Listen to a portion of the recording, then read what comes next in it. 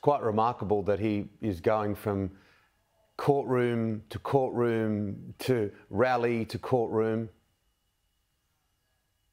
It is unusual. We have never had anything quite like this in American politics. And I don't think anybody but Donald Trump could probably pull this off. I think any normal politician from a political background rather than a background in reality television would have been sent to the sidelines a long time ago. Will he continue to pull it off? That's the question. He's been fined more than $540 million recently in the past week, and these things are continuing to build. Look, there has been the sugar hits along the way, but at some point, will it start to sting?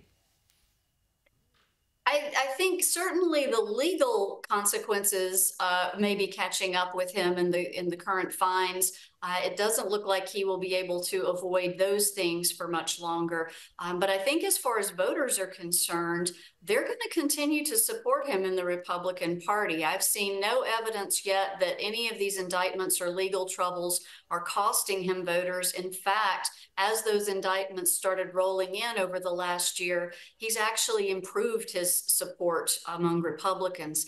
And so unless he were actually convicted in one of the federal trials rather than these state trials, I think he's probably going to continue plowing straight on through to the nomination. Joe Biden says he's going nowhere. He's very much on the front foot. How will Biden-Trump rematch go? It is not something that most of us in the United States are looking forward to, and yet it does seem to be where we're headed. I think Biden's going to focus on a couple of things. I think, one, he will continue to make Trump himself part of the campaign message, and particularly the concerns about Trump's threats to democracy in the wake of his rejection of the last election outcome. I think that Biden's also going to lean in on some issues that Democrats do well on right now. I think he's also going to focus a lot on some of the foreign policy questions. There's such a stark difference right now between what a Biden presidency and a Trump presidency would look like for our neighbors around the world and our allies around the world. And I think Biden's going to try to use that to sway some independents and even some Republicans. His age and frailty often a criticism, but you'd be a brave person to underestimate him. He's a very cunning and clear political operative, isn't he, Joe Biden? He is. Biden manages to keep coming back. Every time someone counts him out, he manages to find a way to get the victory.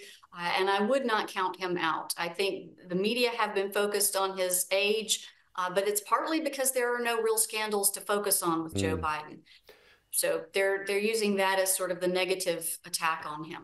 Yeah, and of course, he's just announced more sanctions on Russia after the untimely death of Alexei Navalny.